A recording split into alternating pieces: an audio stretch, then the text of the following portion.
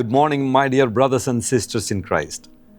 యేసుక్రీస్తు వారి శ్రేష్టమైన నామంలో ఈ వాగ్దాన సందేశాన్ని వీక్షిస్తున్న మీ అందరినీ అభినందిస్తున్నాను. ఆయన నామం పేరట మీకు శుభాలు ప్రకటిస్తున్నాను. ఎంత ధన్యతో కదా దేవుని మాటలు వినడం. ప్రతి మాట దేవుని మాటే, పరిశుద్ధాత్మ ప్రేరేపణ ద్వారా ప్రవక్తలు పలికారని పేతురు భక్తుడు తన పత్రికలో ఆ మాట రాశాడు కదా. బైబిల్ గ్రంథంలో ప్రతి మాట దేవుని మాటే. ఆ మాటలు మనం లక్ష్య పెట్టడం ద్వారా, ఆ మాటలకు మనం లోబడడం ద్వారా, ఆ మాటలు వినడం ద్వారా మన జీవితాల ఆశీర్వాదం చూస్తాం. మీకు మాట తెలుసా, బైబిల్లో ఇలా రాయబడింది, వినుట వలన విశ్వాసం కలుగునని. చాలామంది విశ్వాసంలో ఎందుకు బలహీనలైపోతున్నారు అంటే వారు వినడం లేదు, దేవుని మాట మీద ఆసక్తి ఉండట్లేదు. కడవరి దినాల్లో ప్రాముఖ్యంగా ఎన్నో డిస్ట్రాక్షన్స్ అండ్ డైవర్షన్స్ ఉన్న ఈ ప్రపంచంలో మనం దేవుని వాక్య విధానాల్లో కొనసాగాలి అంటే, వాక్యాన్ని అంటుపెట్టుకుని ఉండాలంటే దేవుని మాటలు ఎక్కువ వినాలి. వినమన్నారు కదని చెప్పి అర్థమైన వాటిని వినాలన్న ఉద్దేశం కాదు. మనందరూ కూడా దేవుని మాటను వినడం ద్వారా విశ్వాసంలో బలపడతాం. అలాంటి కృప దేవుడు మీకు దయచేయాలని కోరుతున్నాను. ఈరోజు వాగ్దానం కోసం కనిపెడుతున్నారు కదా. పరిశుద్ధ గ్రంథాలు తెరిచి యెషయా గ్రంథం 44వ అధ్యాయం 26వ వచనం చదువుకుందామా. The book of Isaiah chapter 44 and words 26. నేనే నా సేవకుని మాట రూఢిపరచువాడను, నా దూతల ఆలోచన నెరవేర్చువాడను.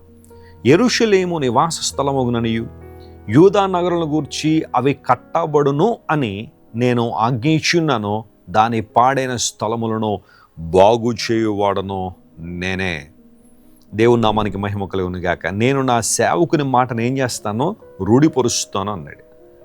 సేవకుల మాటలే రూఢిపరిచే దేవుడు ఆయన మాటలు ఇంకెంత స్పష్టంగా నెరవేరుస్తాడు ఆలోచించండి. ఆయన దగ్గర నుండి వెలువడే ప్రతి మాట, అది సేవకులు కావచ్చు, ప్రవక్తలు కావచ్చు, అపోస్తులు కావచ్చు, లేఖనాల ద్వారా దేవుడు మాట్లాడిన ప్రతి మాట నెరవేరింది, నెరవేరుతుంది. Praise the lord. దేవుని మాటల్లో ఎప్పుడూ కల్మషం లేదు, ఆయన మాటల్లో అబద్ధం లేదు. ఖచ్చితంగా ఆ మాటలు నెరవేర్చబడతాయి. ఈ 44:26 వచనాన్ని మనం జాగ్రత్తగా పరిశీలన చేస్తే అక్కడ దేవుడు సెలవిస్తున్న మాట ఏంటంటే, పాడైపోయిన స్థలములను బాగు చేయవాడు నేనే అని దేవుడు మాట్లాడుతున్నాడు. మనల్ని బాగు చేయడంలో దేవుణ్ణి మించిన వారు ఎవరైనా ఉన్నారా? పాడైపోయిన గృహాలు బాగు చేసేవాళ్ళు చాలామంది ప్రపంచంలో కనబడతారు. పాడైపోయిన వాహనాలను బాగు చేసేవాళ్ళు చాలామంది ప్రపంచంలో ఉన్నారు. పాడైపోయిన కంప్యూటర్ల దగ్గర నుండి, ఎలక్ట్రానిక్ గ్యాడ్జెట్స్ దగ్గర నుండి, ఎలక్ట్రికల్ థింగ్స్ నుండి అన్నీ బాగు చేసేవాళ్ళు ప్రపంచంలో ఉన్నారు. కానీ పాడైపోయిన మానవ హృదయాన్ని బాగు చేసేవాళ్ళు ఎవరు? బైబిల్ సెలవిస్తూ ఉంది, మానవుని హృదయం మోసకరమైందంట, అది ఘోరమైన వ్యాధి గలది. దాన్ని గ్రహించేవారెవరు? దాన్ని బాగు చేసేవాళ్ళు ఎవరు? ఇర్మీయా గ్రంథంలో ఇవ్వబడిన ప్రశ్న. దానికి జవాబు ఎక్కడుందంటే హెబ్రీ 4:12లో మనకు తెలుసు, దేవుని వాక్యము సజీవమై బలము గలదై ఎటువంటి ఖడ్గము కంటిన వాడిగా ఉండి ప్రాణాత్మల మూలుగులను విభజించినంత మట్టుకు దూరుచు హృదయం ఆలోచనల తలంపులను పరిశీలన చేస్తుంది. అంటే పాడైపోయిన హృదయాన్ని బాగు చేయగలిగే సామర్థ్యము, బాగు చేయగలిగిన అధికారం కేవలం దేవునికి మరియు ఆయన వాక్యానికి మాత్రమే ఉంది. ఈరోజు నీ జీవితం పాడైపోయిందా? నీ ఆలోచనలు పాడైపోయినాయా? నీ తలంపులు పాడైపోయినాయా?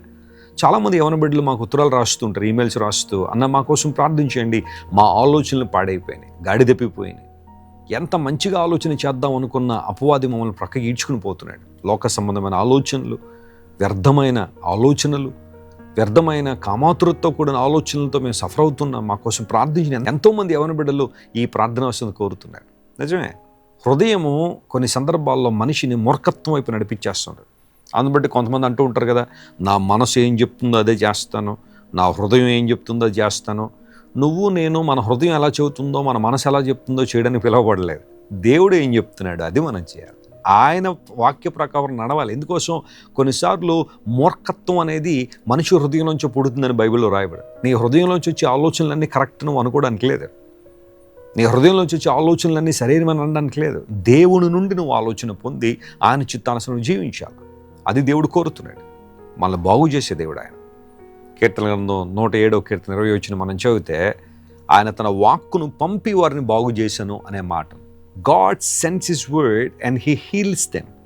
హీలింగ్ అనే మాట స్వస్థత అనే ట్రాన్స్లేషన్ ఉన్నప్పటికీ చాలా ట్రాన్స్లేషన్లో బాగు చేయబడ్డ అనే మాట వాడారు.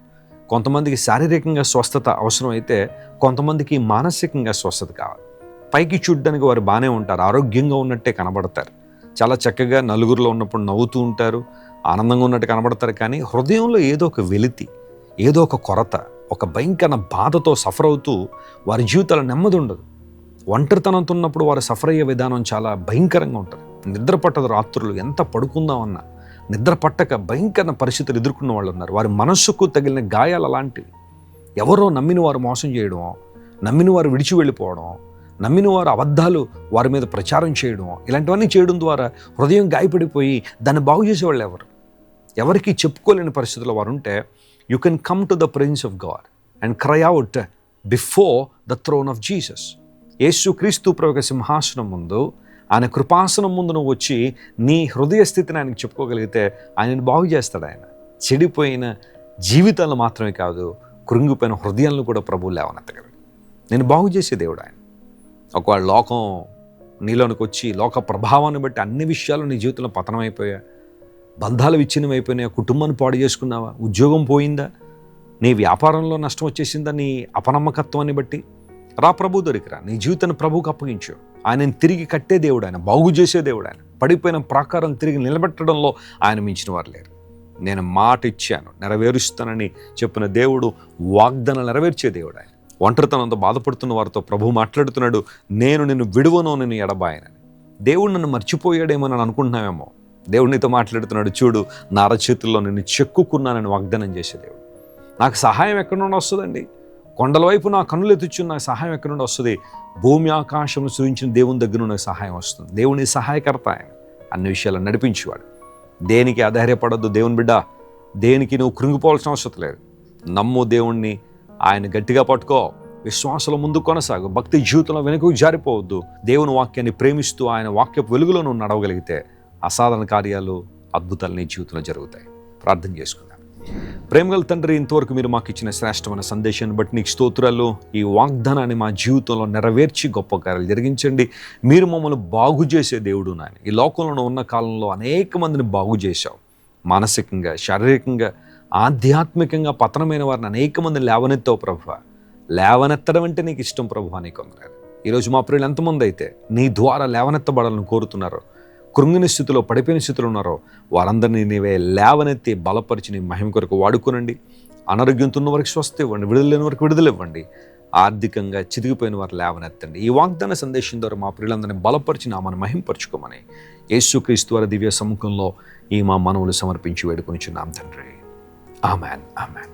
God bless you dear friends. Have a wonderful day. 3 days meeting చాలా బాగా జరిగినాయి, చాలా ఆశీర్వాదకరంగా జరిగినాయి. వర్షం పడినప్పటికి కూడా ఎవరు కూడా ఇది కాకోకుండా చాలా అద్భుతంగా ఆశీర్వాదకరంగా మా బళ్ళారి పట్టణానికి అక్క అన్న రావడం చాలా ఆశీర్వాదకరంగా ఉంది. ఈ యొక్క మీటింగ్స్ ద్వారా చాలా మంది రక్షణ కోసం అన్న చాలా మాట్లాడుతూ వచ్చారు. అలాగే యవన బిడ్డల కోసము, ఎలా మనం మ్యారేజ్ అవుతే ఎలా ఉండాలి ఏంటి అనే దాని విషయంతో చాలా మాట్లాడుతూ చాలా ఉత్సాహంగా, చాలా అద్భుతకరంగా మా బళ్ళారి పట్టణంలో ఈ మీటింగ్స్ జరగడం కూడా మాకు చాలా ఆశీర్వాదకరం. క్రైస్ట్ వర్షిప్ సెంటర్ ఓ బలమైన సంఘ ఉద్యమం. కొన్ని సంవత్సరాల క్రితం కేవలం 2 ప్రారంభించబడిన పరిచర్య నేడు ప్రపంచవ్యాప్తంగా లక్షలాది మందిని ప్రభావితం చేయుచున్నది. రాజమండ్రి, సికింద్రాబాద్, బెంగళూరు, నెల్లూరు, దుబాయ్, బెహ్రైన్, కరీంనగర్, విశాఖపట్నం, గద్వాల్, కొవ్వూరు, మలకపల్లి, శ్రీలంక, భూటాన్, అడ్డతీగల, పాలమూరు, ఒంగోలు, బళ్ళారి, కోరుకొండ, పోతవరం, నల్లజర్ల, వెంకటరామయ్యగూడెం, మచిలీపట్నం, ఇందిరానగర్లతో పాటు అనేక గ్రామాల్లో క్రైస్ట్ వర్షిప్ సెంటర్ ఆరాధనలు జరుగుచున్నవి. వాక్య సంబంధమైన ఉద్యమంలో, పరిశుద్ధాత్మ సంరక్షణలో కొనసాగాలనుకునే ప్రతి ఒక్కరికి మా ప్రేమపూర్వక ఆహ్వానాన్ని అందిస్తున్నాము.